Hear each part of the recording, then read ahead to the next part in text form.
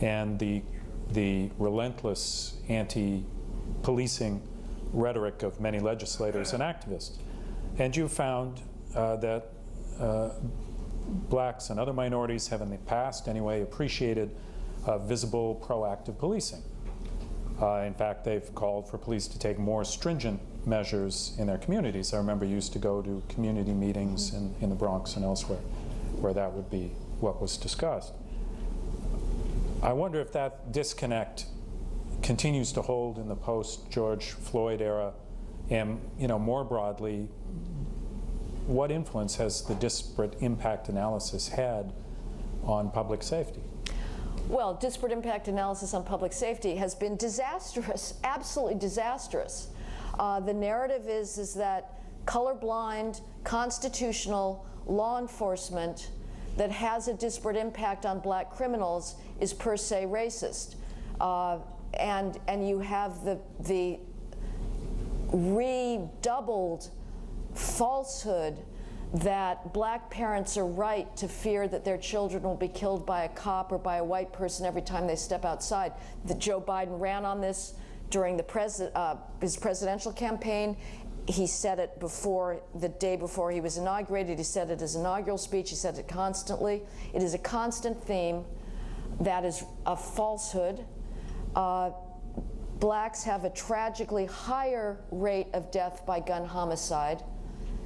Blacks between the ages of 10 and 24 die of gun homicide at 25 times the rate of whites between the ages of 10 and 24. That is a civil rights problem that you would think that civil rights activists would care about. They will not talk about it.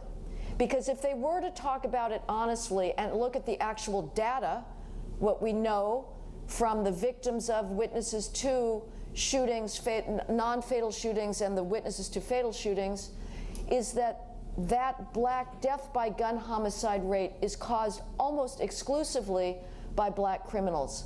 You could take out all police shootings of black men today. You could take out all white shootings of black men today. It would have virtually no effect on the black death by gun homicide rate.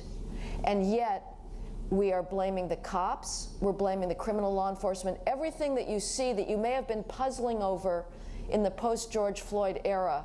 Why are these prosecutors not prosecuting trespass, turnstile jumping, resisting arrest, which is the most appalling thing not to prosecute, because it's basically saying to cops, open season on you guys, and we don't, as prosecutors, we don't care.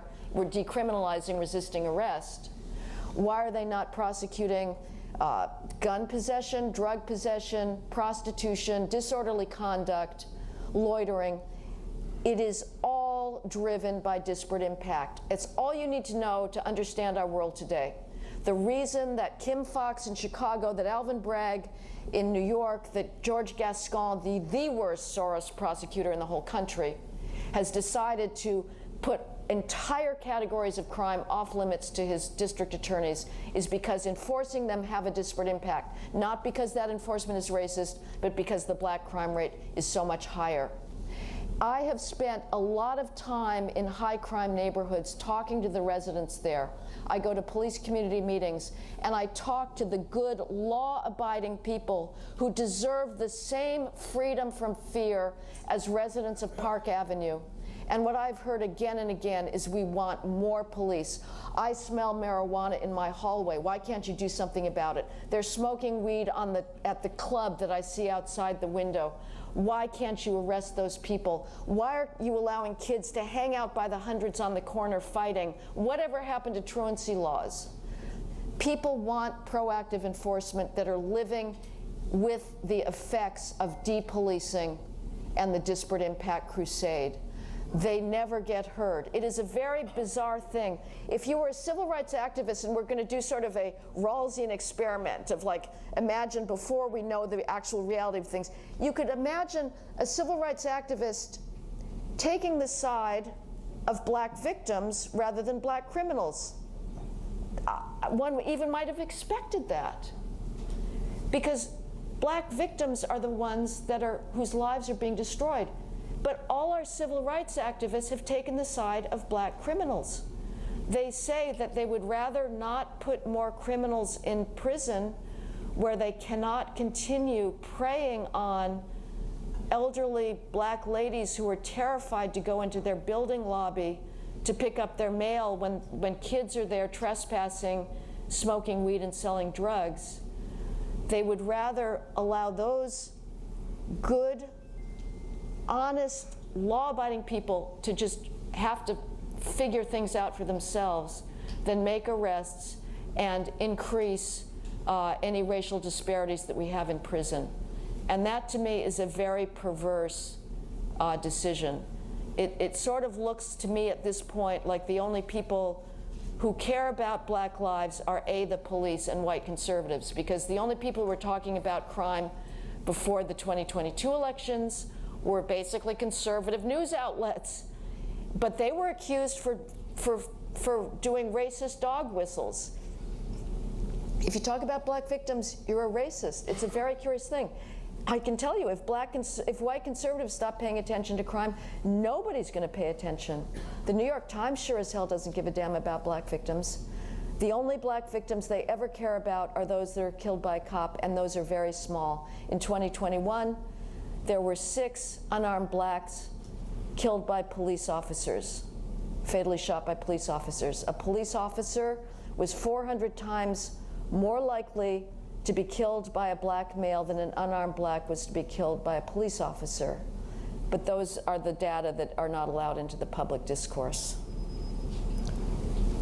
Racial preferences in hiring and academic admissions, another theme of your book, clearly diminish opportunities for disfavored or unfavored groups. So policies designed to boost the prospects of black and, to some extent, Hispanic applicants often disadvantage whites and Asians who have higher scores or often better credentials who are vying for the same positions. Disparate impact adherents dismiss this kind of racial rebalancing act as necessary to advance the life chances of underprivileged minorities.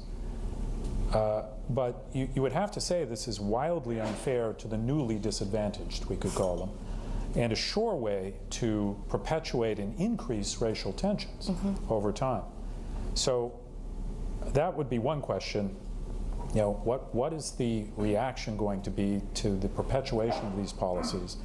And then looking at the policies themselves, how do racial preference policies have an impact on their intended beneficiaries? It's not always a positive thing. Right.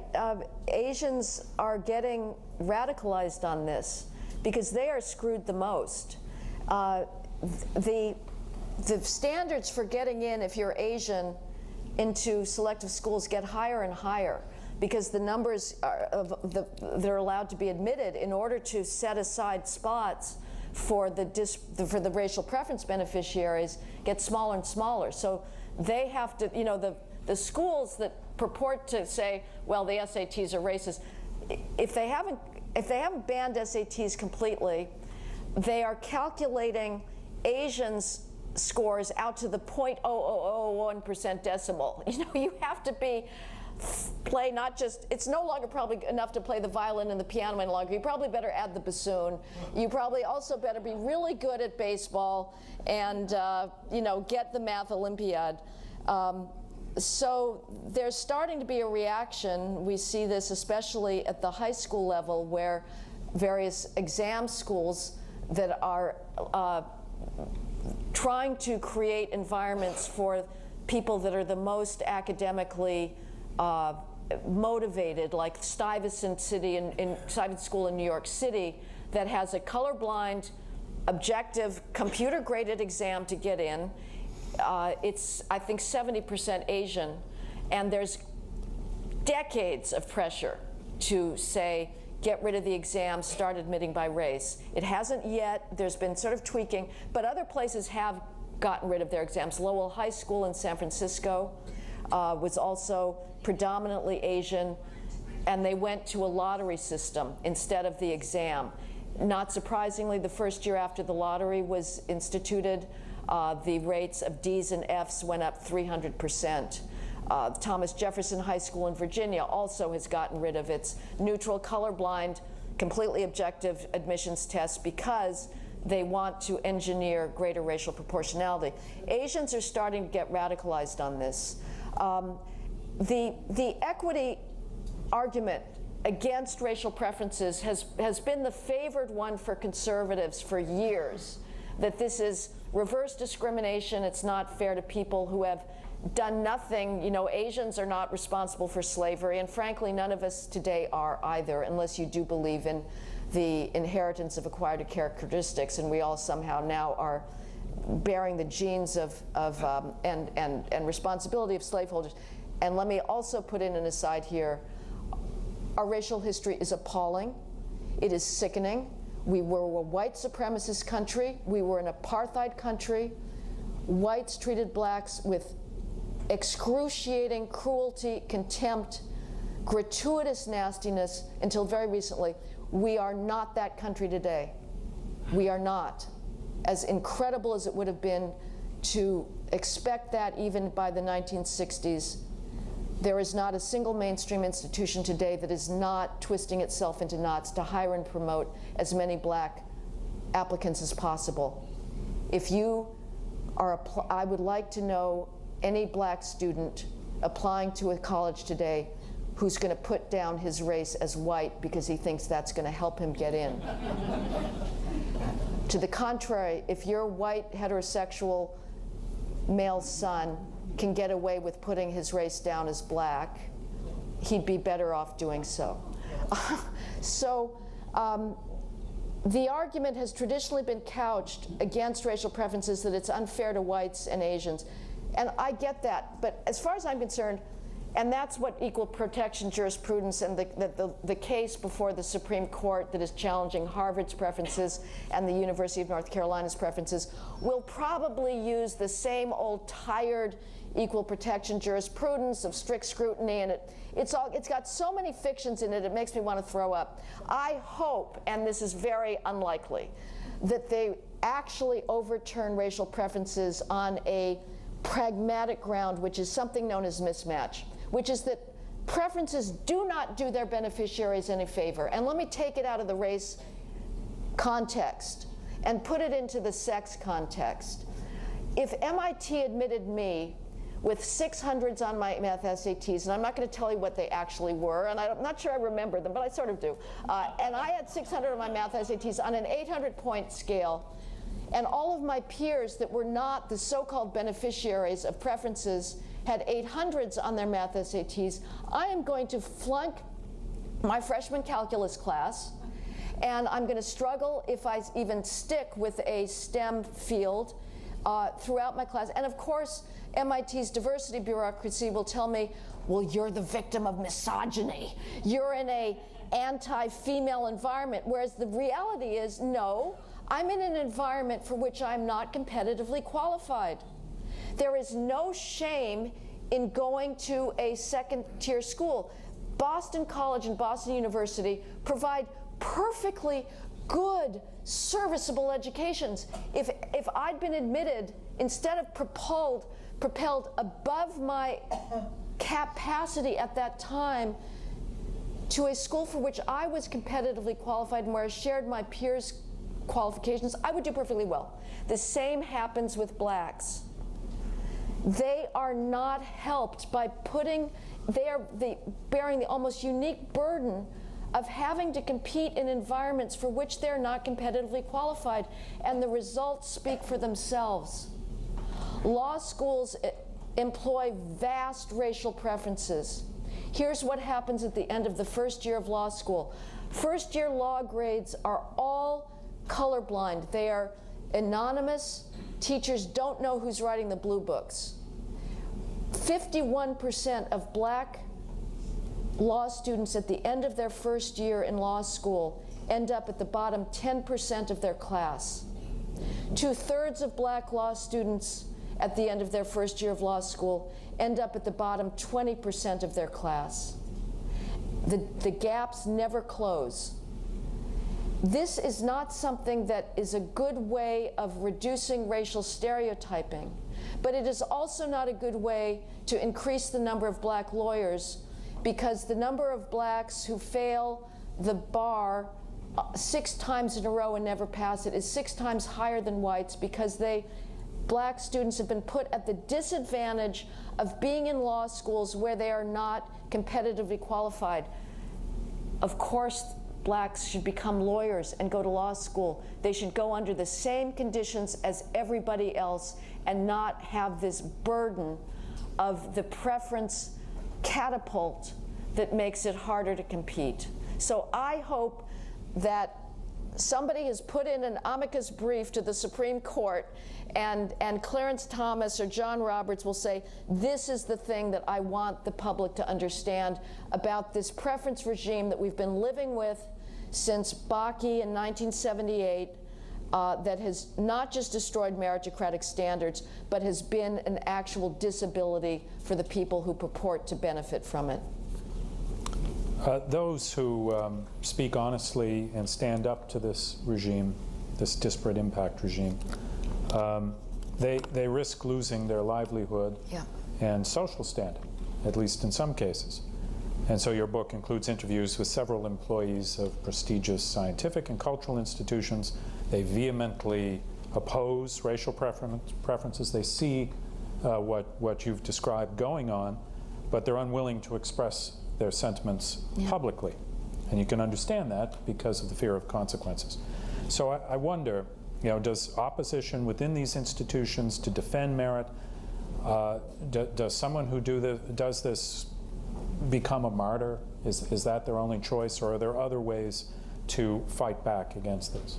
Yeah, I asked, as I was finishing this book, I asked an oncologist who had been directed by the head of the Natural Cancer Institutes that give something out called the Outstanding Investigator Awards. And these are awards that the federal government gives to the most cutting-edge cancer researchers that are doing high-risk science. In other words, it has a high risk of total failure.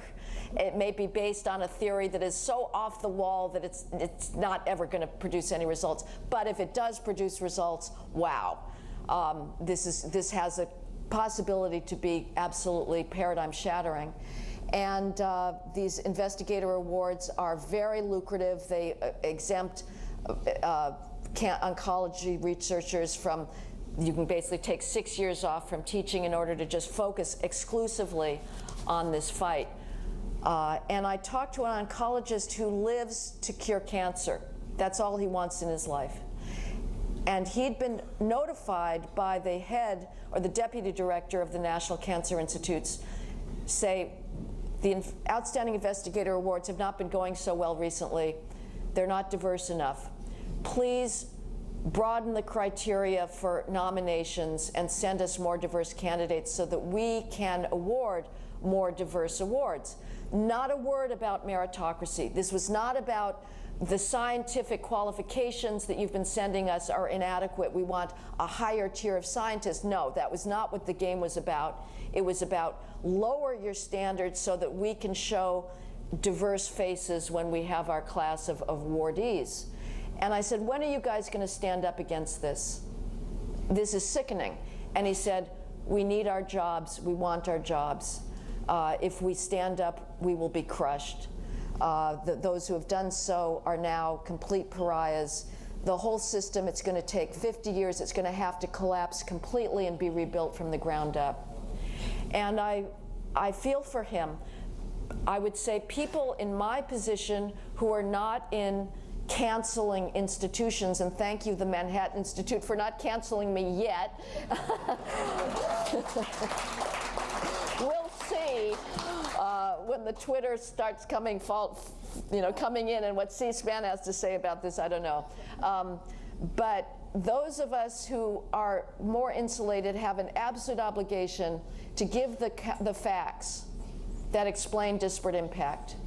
I am not going to be cowed into silence. It's too late. It's too late. It's all coming down. People like us have to speak up. In the book, I'll give you an honest description here of what writers and speakers are under. You're supposed to always have a positive solution. Even though I'm a pessimist and I don't necessarily feel very optimistic, but audiences want to believe there's hope and there's something they can all rally behind. So I'm scratching my head, and what can I do with a solution? Because it frankly looks to me a very tough nut to crack. So I came up with an idea of an institution that would be apart from any particular institution, like somebody's medical school or somebody's tech startup, that would be ready to snap into action whenever there is a amazingly, surprisingly courageous scientist like Norman Wang, an electrophysiologist at the University of Pittsburgh, who ran a lab, had all sorts of students that he was advising, top in his field. He dared write an article in a scientific journal saying racial preferences in medicine are not working out. We've tried them, they're not working out. We're lowering our standards, we're not helping advance medicine, we're not helping the students. He was completely canceled. He was taken off his post, he was stripped of his research capacity. He's not allowed to have any contact with students. This is what happens. People are destroyed by telling the truth. And so I thought maybe if we could have an organization that would have at their fingertips data on the academic skills gap, put them out there on the crime gap, so that when the police are being vilified and we have now a total recruiting and retention crisis, there is hardly a big city police department that is anywhere close to the number of officers it needs in order to fight crime, even if the prosecutors were willing to actually bring a case against a shoplifter or a thief. But they don't have the officers to make those arrests because there's been such a post-George Floyd flight from the profession. So if we could have an organization that would give the data to support this, that's one hope. Otherwise, all I can say is courage, refuse to apologize, refuse to back down, because at this point, I believe there is a good argument to be made for racial etiquette. And as I say, these are uncomfortable things to talk about. Nobody wants to hear about it. But the time for racial etiquette is over. Because as long as racism remains the only allowable explanation for racial disparities in a medical school, in an Alzheimer's lab, in a classical music orchestra, in a bank, in your corporation, in a newspaper, as long as racial disparities remain the only allowable explanation, it's all coming down. And we have to be able to fight back with the actual explanation, which are these tragic disparities that we can all agree need to be fixed, and we all have different explanations or solutions for fixing them, but they need to be solved at the core spot, at the family, at the earliest ages of childhood, to socialize children, to get rid of the anti-acting white ethic, which penalizes many black students who are doing their homework, who are taking their textbooks home, who believe that they can meet standards, who want to learn. And if they are criticized by their peers for acting white, that's something that is very hard to overcome. That has to change. But 22 years down the line, saying, well, the solution for this is to get rid of standards of medical competence or engineering or chemistry and have double standards of admission, that is not how we solve it. And we have to start explaining why our institutions are not at present racially proportionate. We can hope that they will be with a more honest, the only way they will be is with a more honest discourse. And it is paternalistic, it is condescending to lower standards rather than saying we know that everybody can meet those standards. Thank you. I think we would like to open it up to the floor, and please wait for the microphone. Left about 15 minutes for questions. So we'll start up front here with the gentleman at the end here. Just wait for the microphone, please. Mark Castorino, professor at Rutgers University. And before when does Trump's name have to show up there? When is what? Trump's name have to show up Oh, Sorry about that. It's- Could have it's come no up, yeah. problem. I think we Okay. thought about that, but decided on I'm what the hell. probably the only brown person in the audience, but I want to say something about where merit trumps race. I'm an Indian, and my country was ruled for 200 years by the white man from across the seas. In 1947, we got our independence. As a people and as a nation, we refused to look back, but decided to forge ahead. Today, 3 of my countrymen who went to the same university that I went to run the 3 of the largest companies in the world: Microsoft, Google, and IBM. Yep.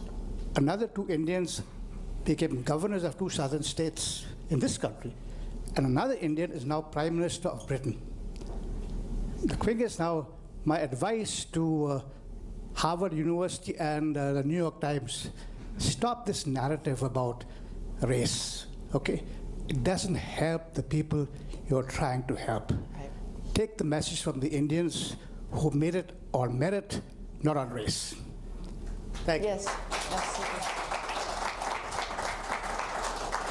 Yeah, they have a hard problem with the white privilege conceit when Asians are whooping everybody's ass, you know. But of course, you know, we know all of the rhetorical twists and turns about that. Of well, they're white adjacent, and no, they're not. They're not. You know, it is academic effort. It is family culture. If you cannot learn if you're not in school. The black truancy rate is very high. Nobody can actually, at this point, the learning to read, the student has to do it himself. And racializing this does not help. The effort has to come from within. And if effort is made, we are an open society. We are waiting with welcome, open arms. all right, let's move to the back of the room. So I'll go to the left, way in the back there. I can just see your hand.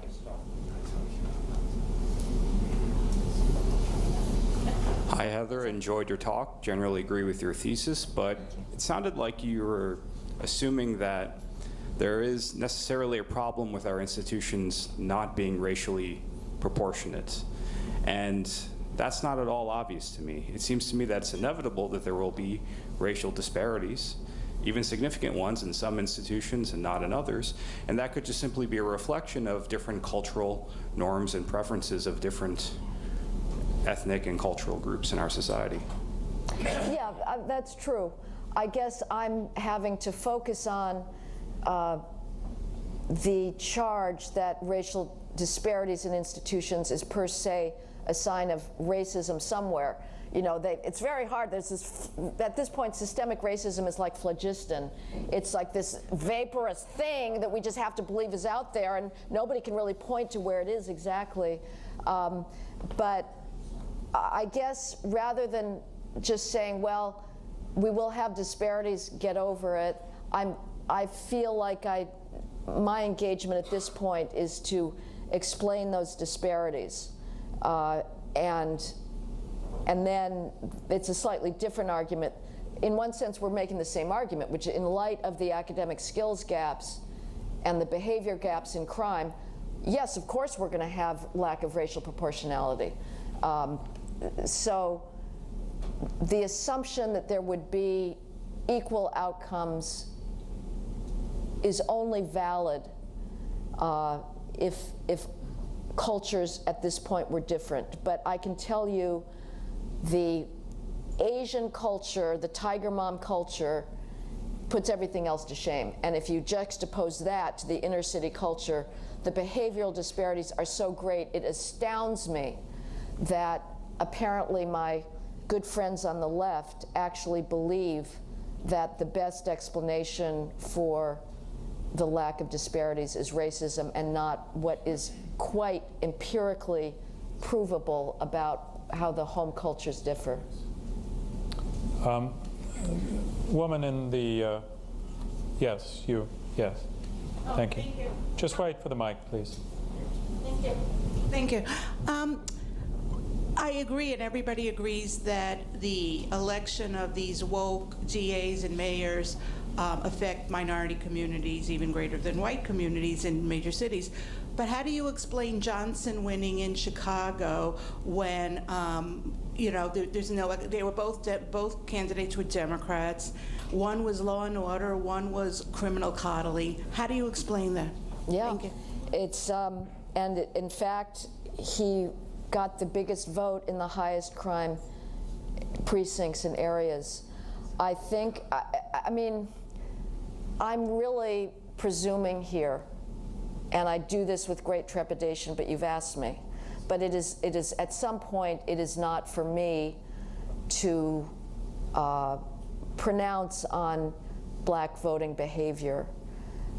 But it would seem that there is a conflict. You know, I've made it a mission to give voice to the people that the New York Times refuses to listen to, that really are desperate for more police protection. Why aren't they voting for the better candidate? I think that again, it is presumptuous of me to hypothesize, but I will offer a hypothesis, that there is a conflict within blacks. There's a tradition, and as you say, they're both Democrats, but there is something perhaps seductive about the racism narrative that a lot of voters are not willing to give up yet. And Brandon Johnson was peddling the argument that the police are racist. It's also, maybe it's attractive that, oh, more services are the solution. I'm skeptical of that. Maybe that appealed to people.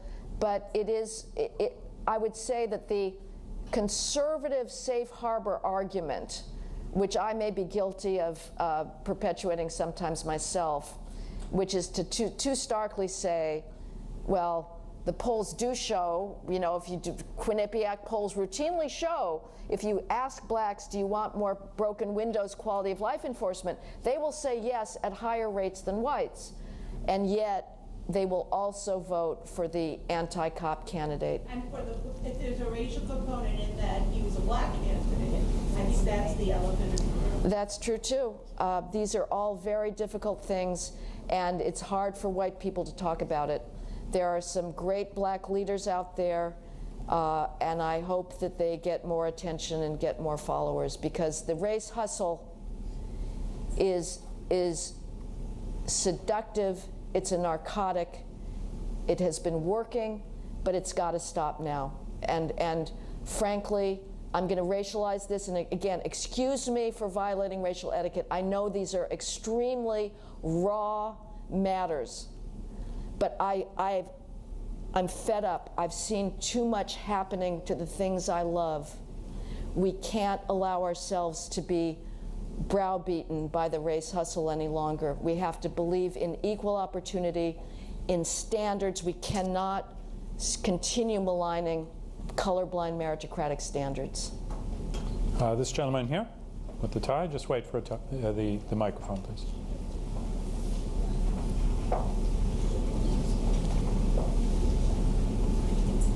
It's coming. Many microphones. Thank you for a great talk. Thank you. Before I ask my question, I'm a retired associate professor of medicine and oncology. And what you spoke about hit me. During the COVID epidemic, the initial data was that it's occurring more in African Americans and in Caucasians. Anyone who's ever done any clinical research would automatically look at subgroup analysis. You would compare affluent whites to affluent blacks and poor whites to poor blacks. You would have quickly picked up that it's due to affluence. Poor people are huddled together in their apartments, and we probably would have saved a lot of lives doing a subgroup analysis, which for some reason was not done. I actually wrote a letter to the Wall Street Journal, even though they had published other letters of mine. They didn't publish that. So with this sort of silliness, I think we lost lives during COVID. My question to you, however, is what do we do about it? You know, these people like Professor Wang in Pittsburgh, when they're fired, there should be a fund to get good lawyers for them to sue the institutions. And once these people get hurt, and knocked with fines, they may back off. When you get their pocketbook, they may start listening. Until they get hurt, they're not going to listen to anyone. And that's probably the cheapest way of doing it, getting them good legal representation to find out why they were fired. And no one, to my knowledge, has done that. So can you answer that? Has anyone done that or thinking of it?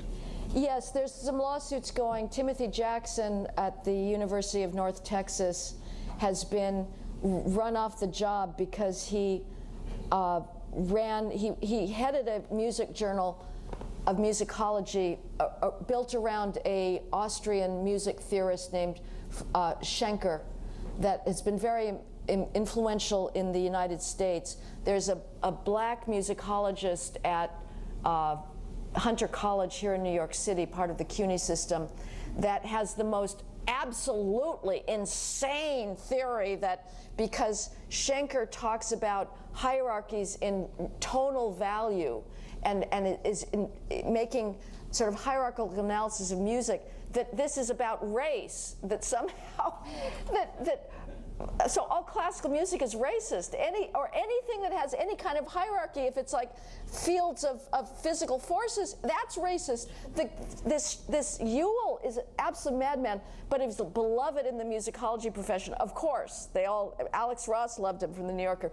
So Jackson published a symposium in the Journal of Schenkerian Studies that had actually people being sort of cautiously critical of Philip Ewell's bizarre theory of hierarchies in musical analysis being racist. And they canceled his program, they canceled his journal, they took him out of policing. He's suing. So there are suits going on. There's a guy in Florida that's suing. So yes, that's a very good idea. I would actually, though, complicate your observation about COVID. I would say that one of the worst consequences of the racial hysteria in medicine is to say that racial disparities in health outcomes are themselves also the result of racism. And again, you are not allowed to talk about behavior. So you may have noticed that it's not allowed any longer to say that obesity is bad for one's health. We're all supposed to be fat positive and celebrate obesity like this is really good. And that has a racial angle. And so the Scientific American has published you have all these medical journals that are devoting entire issues to the idea of racism in medicine. And they published a study saying that to talk about that we should try and lower black obesity rates, that's racist.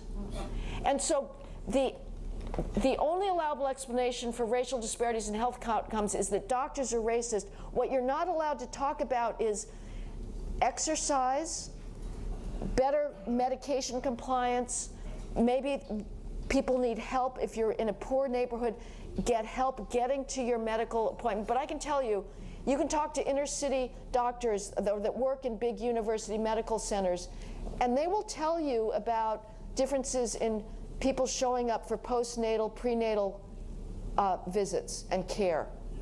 There are race differences there, but you're not allowed to talk about that. It's only doctor racism.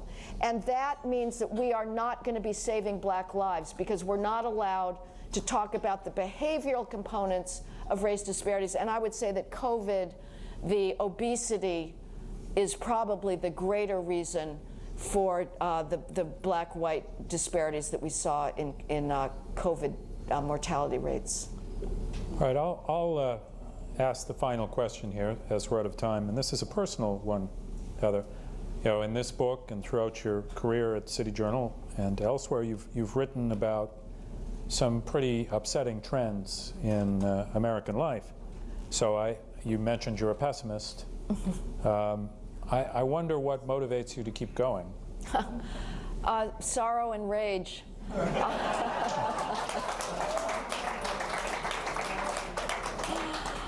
My heart is broken on a daily basis to see the things I love torn down with such ignorance.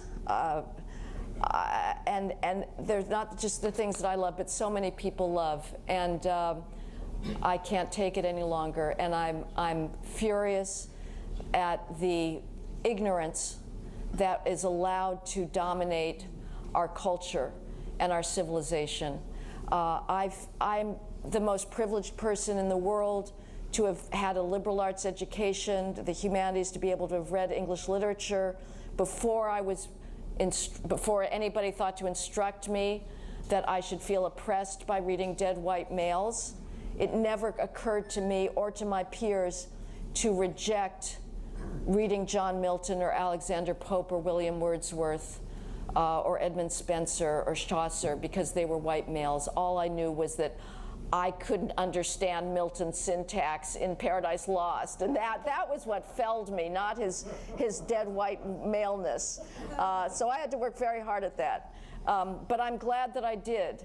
And Milton's vision of paradise in Paradise Lost is one of the most sensually charged acts of linguistic beauty and accomplishment, of utter richness, of fecundity, the world that he describes. I am very privileged that I got to read those books.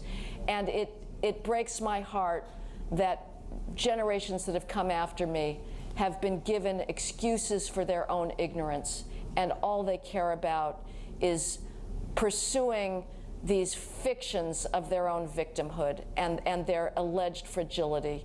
It's nauseating. I can't stand it. And we all have to stop being browbeaten into silence by all, whether it's the fiction of fragility and safety, the fiction of racial oppression. We have to start fighting back and fight for our civilization. Well, on that note, I want to thank you, Heather.